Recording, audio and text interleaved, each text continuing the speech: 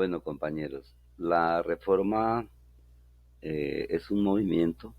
que básicamente lo que hizo fue protestar de alguna manera contra la fe católica que venía muchos siglos cometiendo arbitrariedades y abusos contra los feligreses. Ese movimiento se produjo en Alemania en el siglo XVI y fue iniciada por Martín Lutero, un teólogo y fraile católico que entre otras cosas se casó y apoyó el matrimonio sacerdotal, cosa que no permite la religión católica. Básicamente lo que él hizo fue pronunciarse contra la Iglesia católica, específicamente contra los usos y costumbres católicas en lo que tenía que ver con lo sacramental. Entonces él va y coloca en una iglesia en Wittenberg, coloca las 95 tesis, que son una serie de cuestionamientos que le hacía a la Iglesia Católica. Y entre esas 95 tesis, por ejemplo, estaba la venta de las indulgencias, es decir, cómo ver la luz del rostro de Dios a través de pagar porque era específicamente con dinero o con tierras. Esa reforma lo que produjo fue una división en el seno de la religión católica y a partir de ahí se gestaron movimientos y tendencias religiosas en otros sentidos que en gran medida o en mayor o en menor medida se basaban en principios de la iglesia. Esta reforma o este cisma lo que produce es que se divida, digamos, la fe en dos grandes grupos, que es el catolicismo romano de una parte y de otra parte el protestantismo. El protestantismo adoptó, digamos, en sus inicios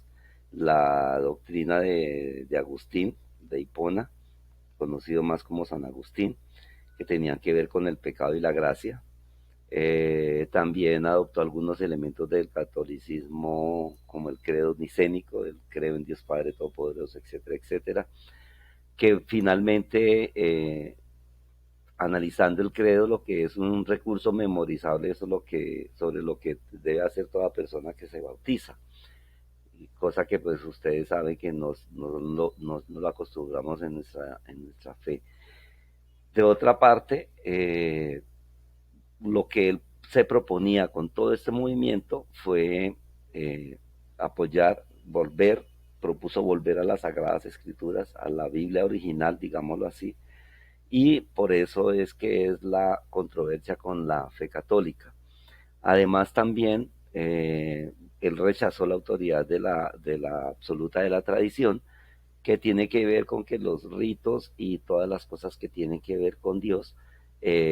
devienen únicamente de los sacerdotes y de los obispos, es decir, que como el cristianismo en sus inicios utilizó estos elementos que utilizamos en nuestra fe, la predicación, el testimonio y el culto,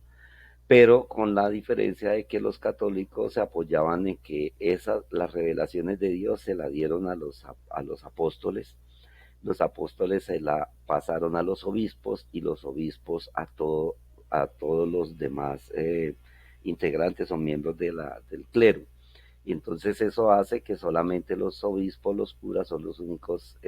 como elegidos para hacer misa, por ejemplo, digámoslo así. Entonces, Martín Lutero propone que la evangelización o hablar del evangelio lo puede hacer cualquier persona. Tuvo dos amigos que fueron Melanchthon, un reformador religioso alemán. Él fue el creador de la palabra psicología y escribió una obra común, Lugares Comunes, que básicamente se enfocan en la educación con fundamento basado en las ideas del protestantismo para extender la educación en muchos niveles, cosa que no se hacía antes. Su papel básico fue trabajar por la educación. Tuvo otro amigo que fue Juan Calvino, que es el autor de la institución de la religión cristiana, que es una obra cuyo pensamiento, digamos, entre las tesis que plantean, estaba que Dios decidió desde la eternidad quiénes se salvan y quiénes se condenan. Ese es básicamente el fenómeno de la reforma que sufrió la iglesia y que finalmente terminaría con la Revolución Francesa, que marca la historia y el comienzo del capitalismo como tal.